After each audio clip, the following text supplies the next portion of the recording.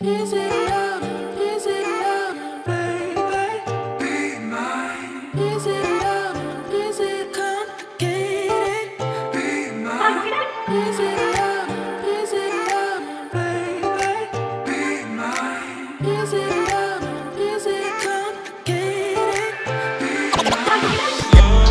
I should've never waited. My name is Siatwambos. I'm Dr. Rosia Siatwambos, the husband to Nachi. I'm the wife to Rosias.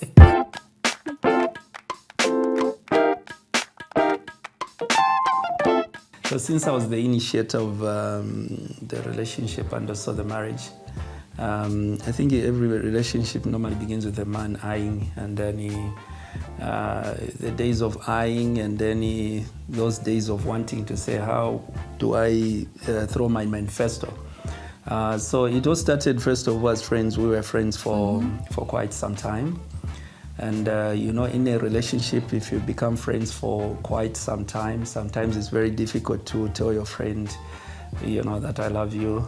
So we are this, in this friendship. And I remember sometimes we'd just go on some walk, and then you say, oh, escort me, you go on a walk, and deep down your heart you're thinking to say, maybe I break the news to her. I break the news to her, and then there are these thoughts that are coming in to say, what if she says no? What if the manifesto doesn't go through? Then how is she going to think about me? Then definitely this is going to break this friendship of ours. I think at some point I just gathered the strength, and also and as we were taking a walk, and broke the news to her, and it didn't take long before she said yes. And after saying yes, those are moments where you didn't expect it. Yes, I want it, but those are moments where you feel to say maybe the battle is going to be, very tough, and she says yes, and those are moments where I just went quiet, and we continued on a walk, and then I was quiet, and up to a point where we started from, and when we reached that point, and then when we parted company, that's when I felt, that sigh of relief. And after that relief, now I go back home. Then you go and start thinking about it to say, oh, finally, she's mine. And then that's how the journey started. That's about 17 years ago. Yeah, that's when the journey started. But we were friends before then for quite some time. I think for a couple of years. Yeah.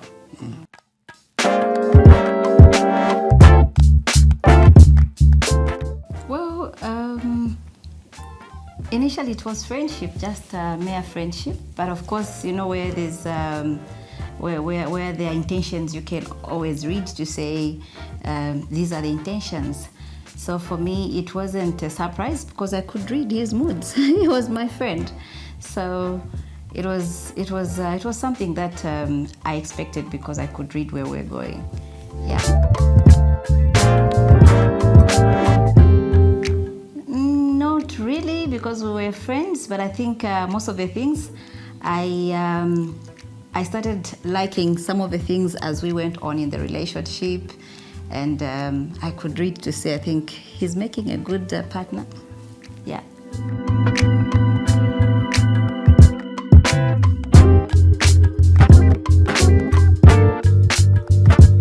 Well, I was mature enough, so it wasn't something that was difficult for me to convince my relatives and also my parents to say I found somebody. So it was something that was easy for me.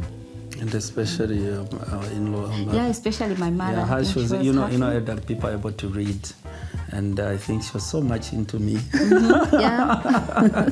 She was so much into me, and she would echo these words to say, if I was going to die today, I want to leave you in the hands of this man. Yeah. So for me, she was my staunchest supporter, Yeah, it's true.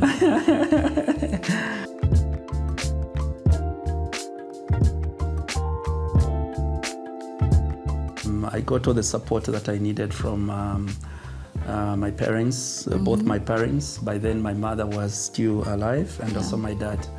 And I think this is what culminated that into now this marriage that we have now. Yeah. I could see the support from his parents because it was my mother-in-law, my father-in-law, and his uncle that came to my village. They had to travel all the way to my village, so I think the support was there.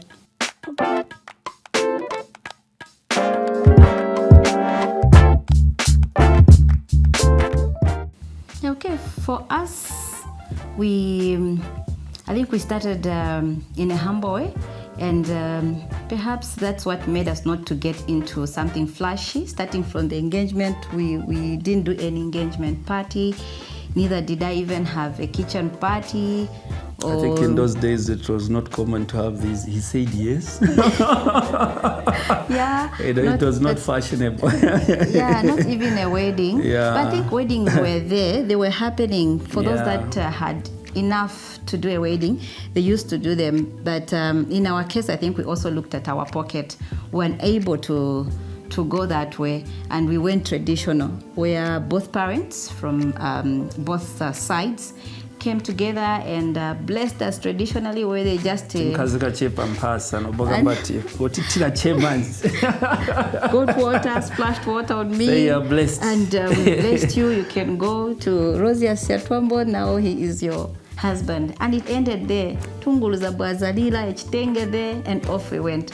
So the taking off for us, I think, wasn't something that was flashy, where people could come and we struggle in terms of what to feed them or what to wear. No wedding dress.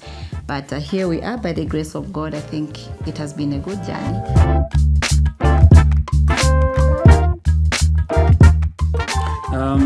Culture is very important, and especially embracing our culture. A lot of young people normally get out of their way just to make sure that they have this flash wedding. I want to have the best wedding. I want to have all these rosy things and so forth and so on. So I think for me the most important thing is for one to weigh their pockets, and I think life after marriage is more important than the wedding itself.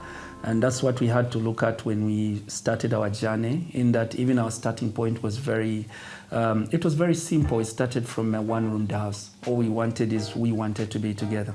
We had a vision, we had a dream. And I think for me, to a man, the most important thing is having a dream, having a vision. That's the starting point. And from a one-roomed house for some time, we're there. In Avondale, where we started from. Yeah, and it was very funny, in a funny way, where we just had a mattress in that one-roomed house. It was not from a bed, just from a mattress. And I think in the corner there was a kagayo. We used to call it a kagayo, those tuma. It was not a cooker. One-plate cooker. Then you tie it to some wire, mafaka, machitabwani, pika makayash. There's a kaita na uti kagayo. And if you needed to open the door, you needed to lift the mattress.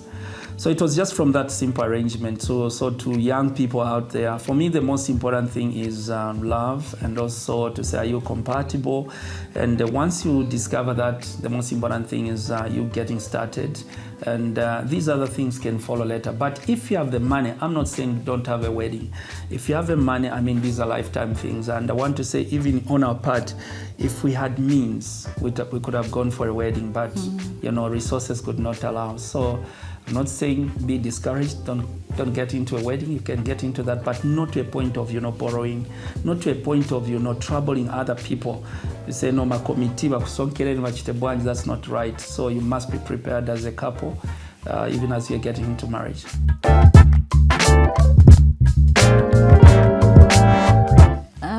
I think the first thing is the love itself, where you have liked this person regardless of what he has.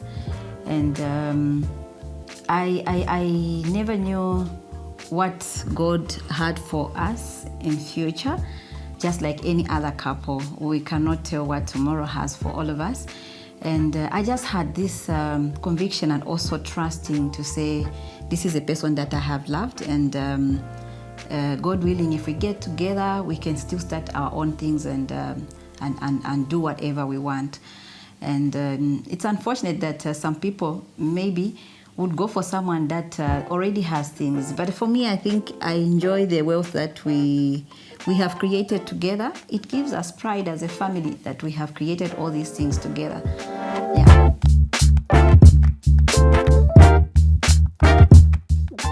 I've been a fighter, and history has it.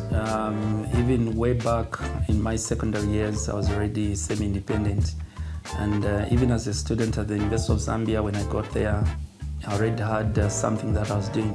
So I knew myself, and even when I, made these advancements to her to say, can we start, from the scratch? So I knew what I could do and what I was able to do. And I think female counterparts are very good in that area to read whether there's a future in someone or not. And she must have been able to discern to say, no, there's something. So I want to warn other men out there. So don't go and try to say, oh, let's start from the mattress. So there must be something that you're showing to say, but truly there's a future here. Because other people, it doesn't show. Yeah.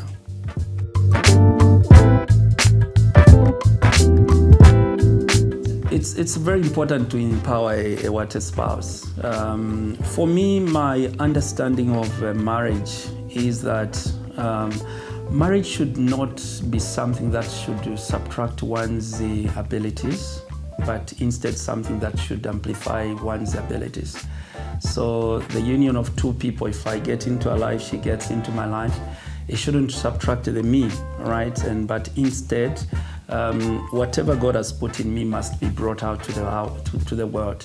And one of the things that I believe in is when I'm into someone's life, I must add value to that person. So it's important, it's very important, especially on the part of men. I know with men, there's normally this thought to say, no, if I empower my wife, then my wife will find maybe she will leave me or will become maybe something else and so on. So such only comes in actually if you don't do your best. I have this philosophy in life to say, let me just do my best. I play my role, I do my best. If at all one day she has to leave or she'll think otherwise, she'll never find a man who is like me. So my job from the time I got into her life has been to make her a better person than the way I found her.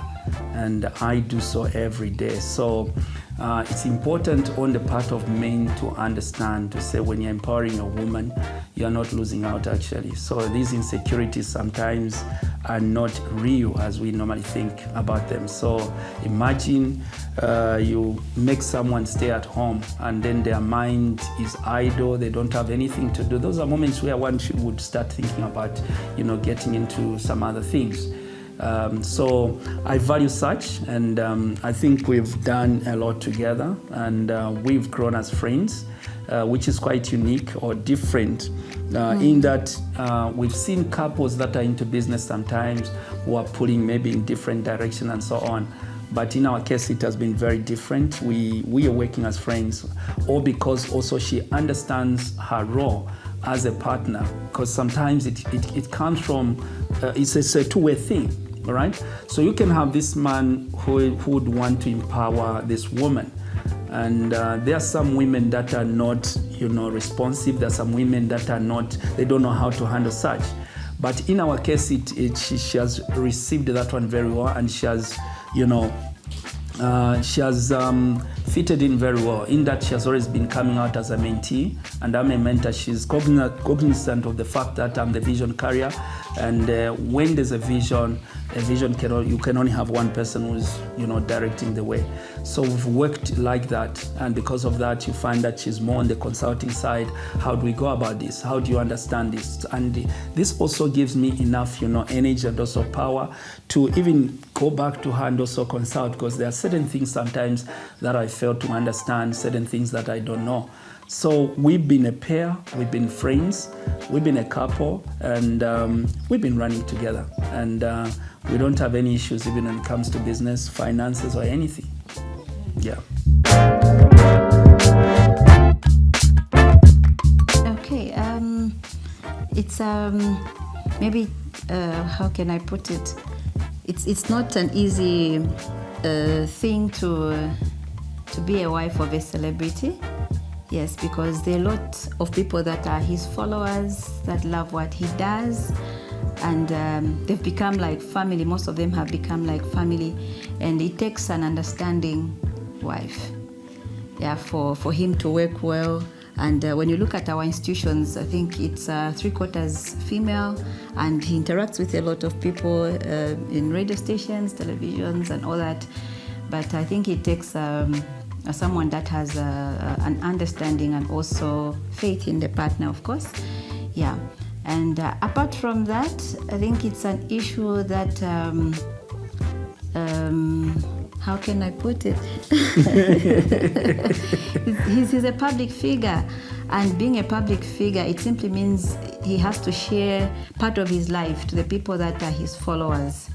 And it has to sometimes it has to come from me to support him with what he does for him to flow well with the public. Otherwise, it would be difficult for him to work.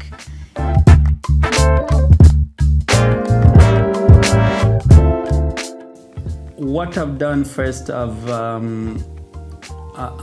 looked at my life. Okay, so where you are into business. And when we look at a business now, we are dealing with a group of companies now where we have almost about 7 entities that we're running. And you have the family, you have other activities, church, and so on. So I had to look at which one is more important, which ones are more important. And I'll give you an example of social life. I'm not a social being. You'll never find me at a shopping mall and then I'm seated and we are chatting and I'm trying to catch up with time. So most of the times that I have, in most cases, I have to be dealing with the businesses and so on. And also, I'm one person who, when I plan, all right, it has to do with planning. When I plan to say, I must be at work, I must be at work. She knows actually, I don't take work at home, right? So when I'm at home, I'm a husband. If I have to work, in case of more work, I have to work into late hours. And when I knock off, I must be at home 100%. So I don't, cross into the world. And also, when you're talking about family, also, for me, the most important thing when it comes to family, leading a family, it's you as a man being a good leader and leading by example. And this philosophy to say, for me to manage the business, first of all, I must be a good manager of the family. So it must all begin with the relationship that I have with my wife, and then also next now with the children before I take everything now to the organization, because now this one offers as a lesson to anybody out there who is running a business to say, for you to succeed in a business, your relationship must be sound. That's why they say who you marry matters when it comes to running a business, even those who work. So you find that if things are not all right at home, the effects are felt, at work or even in the business.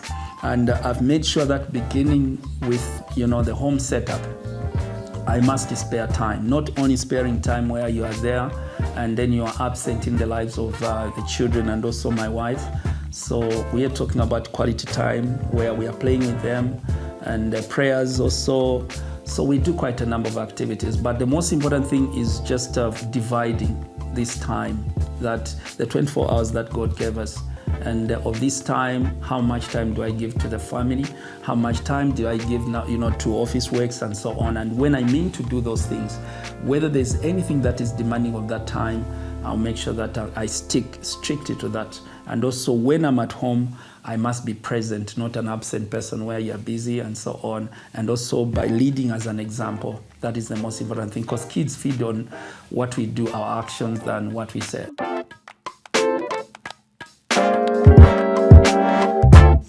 All right, I'm a mother of 4, but we have a lot of children at home. We're a big family, very big.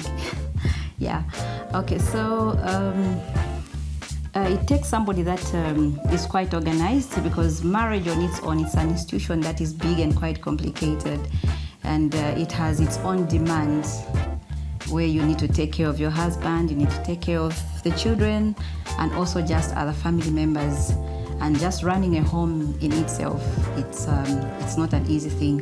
And then coming to the aspect of business, that's also an institution that is complicated. So for me, when it comes to work, I've taken the work that I do as strictly work and not a business that I own. I report to my boss, and when time to knock off comes, I knock off. And like what Doc said, I think I have tried my best also to do my role. I maintain my pace and also maintaining my way. I don't.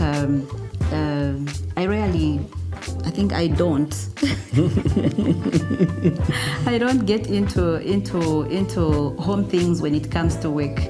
So there's a thin line between relationship and work, but God has given me the wisdom to differentiate between the two. And I try my best where when it comes to work, it should be strict work. And when it comes to home matters or relationship, I play the roles of a wife and I do my best. So it's something that I think takes also the grace of God, because it's not easy. These are two institutions that are complicated, but still we are managing and creating wealth lovingly. So it's something that is interesting and we're getting there.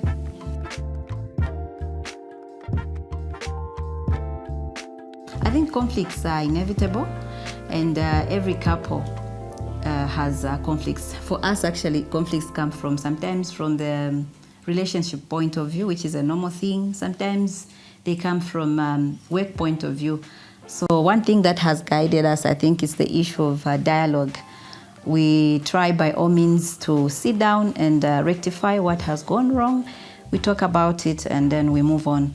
Because if we were a couple that would harbor conflicts, I think it was going to show even from the business point of view to say, I think things are not okay, because exactly what happens at home is going to show even where work is concerned. So we sit, we dialogue, we finish matters, and then we move on. Okay, rare though, like Shia said, to say, yeah, they're inevitable, but though in our case they are rare. Mm-hmm. Yeah, because for me the most important thing is the foundation, the beginning point, and also the rules that you set right from the beginning. And I think we got paired very well. Mm. And maybe it's a lesson that even other upcoming, couples out there and those that want to go into marriages must learn to say, when you talk about these conflicts, it's all about the mismatch, all right? So it's all about the mismatch. And these mismatch, sometimes they come from these personalities. I think those who want, you can Google about these temperaments and so on. The temperaments, and also it could be maybe the personality based on the values someone picked from their family and also from your family and so on. And you find that because of this mismatch now, it creates a lot of, all these conflicts. But if you look at our match, I think I'm in my own world, she's in her own world, and the rare times that would cross because she's a sanguine, I'm a choleric, and we get along very well, and I can't do without her, she knows. And if I have to be somewhere and we must be together, we talk sometimes even up to 01. And one interesting thing in between us is gossip, especially in the night. And as we go up to even 01, we are still talking. Many kids, sometimes they come to disturb us. Say, guys, why do you always make noise at night? So it all comes from that angle. But away from that, it also has to do with this understanding that everyone must have. To say, when you get into each other, you're married. You are not married to an angel. You're married to a human being, and every human being will have weaknesses. They also have strengths. Okay, so I'm good and I'm bad, right? So you can't have 100%. But in most cases, what causes these conflicts, all the tension is because of these expectations, especially the .com generation. They go into these marriages with a lot of expectations, Say, I want a man who can cook. I want a man who can lift a fridge. I want a man who can do all this. So you go with a list of these prescriptions, which is not right. So for me, the most important thing is once you get into marriage, you study your partner. I'll give you an example. Me, I'm one person who's not good at fixing bulbs and all this. I fix on his behalf. Yeah, so we can go for days we are in darkness. I don't know how to make a bed. Anyway, so when she's out, sometimes I'll just create a hole where I'll be going in and coming out every day and so on. So you find that most of these things I can't. But when you're talking about the business, I'm good. All right, so I'm good, she's good in her own area. And I can also rule out something. She's the last born. And you know what last born, what it means to be when one is the last born. Sometimes I just have to wake up to say, wake up.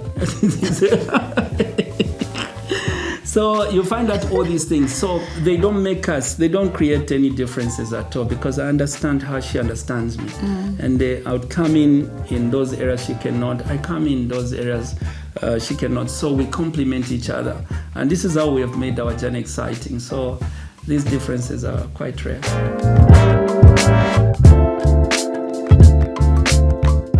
I appreciate him in a lot of things. First of all,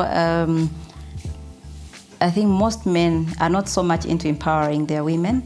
And for him, I think that's one thing that he's taken up as a man and as his responsibility to empower me, starting from education and also where work is concerned, teaching me business. I've been a mentee and he's been my mentor. So I sit under him in a lot of things. So the empowerment aspect is something that I really appreciate as a woman.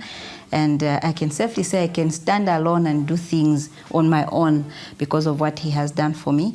And secondly, I think he's a leader and also a parent, a husband that has patience to teach and also a big understanding. And one thing that I appreciate him also, I think, is the aspect of the fear of God. Very disciplined man. And I admire a lot of the abilities that he has, where when he says he's following a certain program, he's so strict with time and so committed even to the things of God. Where time is concerned, he wakes up 02:03, and sometimes I wonder to say, how don't I manage to also start waking up at 02:03 so that I can do what he does? So I appreciate him a lot.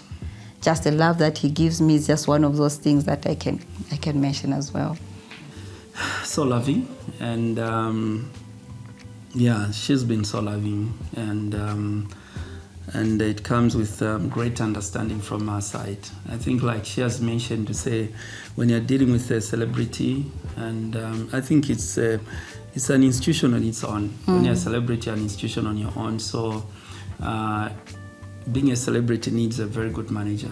So she's been a very good manager of me. In that people would have been hearing, oh, this, what, and so on. She's very good in that area. I think in the background, yes, people see this Dr. Siatwambos, but for me, I see this kingmaker. She's a kingmaker, and she does a lot of things for people to see this Dr. Siatwambos they are seeing, on the outside. Is because of a lot of work. Someone is doing engineering a lot of things in the background. And also from, let me just say, the understanding it goes into also business, because I've seen a lot of, couples that are into businesses where the wife is pulling in this direction, the husband is pulling in this direction. But you're talking about someone who is so consultative at every stage. How do I go about this? Have I done this one very well? And so on. And I'm able to correct her to say this and so on. So I think for me, this openness, the open space that she's given unto me, it has contributed to the person I am today. And I'm able to freely work with people. I work in an environment where more than 70% are female. And I do not have any problem with anybody, and she has no problem with anybody. And I think for me, it has given me that, environment space where I can free myself so that the potential that is in me can come out, as opposed to chasing after, problems at home. We have differences and so on. I think if we're going to have any serious differences, maybe on that day I would collapse because I've never had such. And I don't know such. We just hear rumors from other people say they had serious differences, they have quarreled, they fought, they did what, and so on. But in our case, it has been more of a smooth relationship with a few bumps here and there, which is normal. Yeah.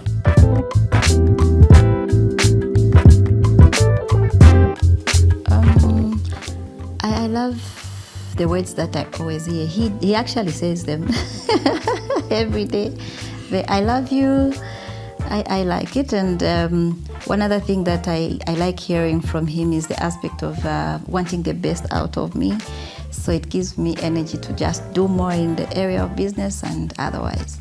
Yeah, my king, you know. She makes me feel a king. And I reciprocate her. She must be a queen as well. So it makes me feel a man. And also, so also just the support sometimes where you're the best man, you know, I love you, all these things, they make me feel a man.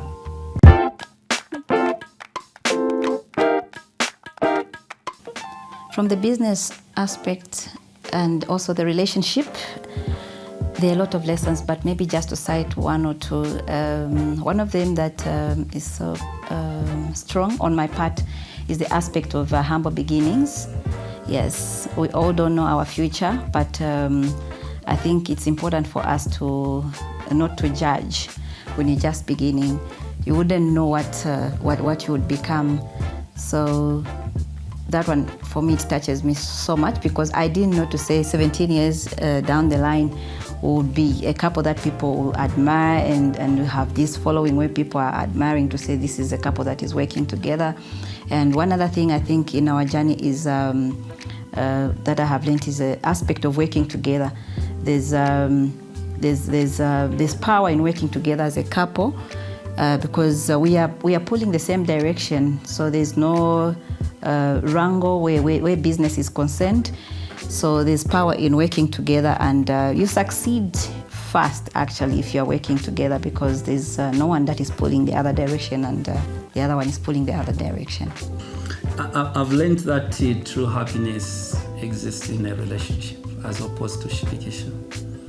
Because many people, if you do ask them a question to say, how's your marriage? People think marriage is that kind of shirikisha, but true happiness exists. But that happiness can only come in with an understanding from both ends to say we are human beings and everyone has got their own issues and so on.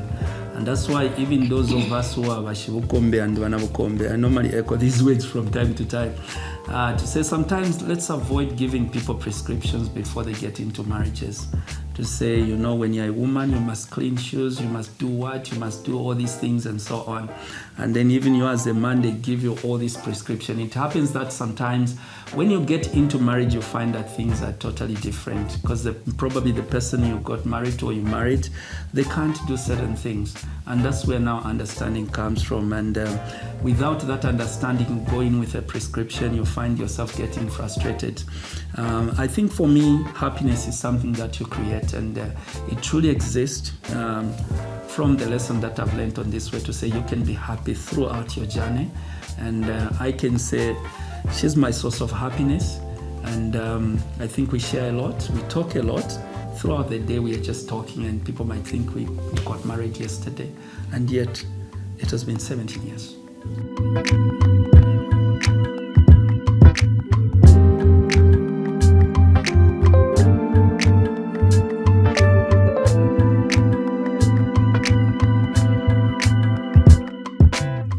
My name is Nachombe Kavunda Siatwambo. My name is Dr. Rosia Siatwambos. And this is how we met.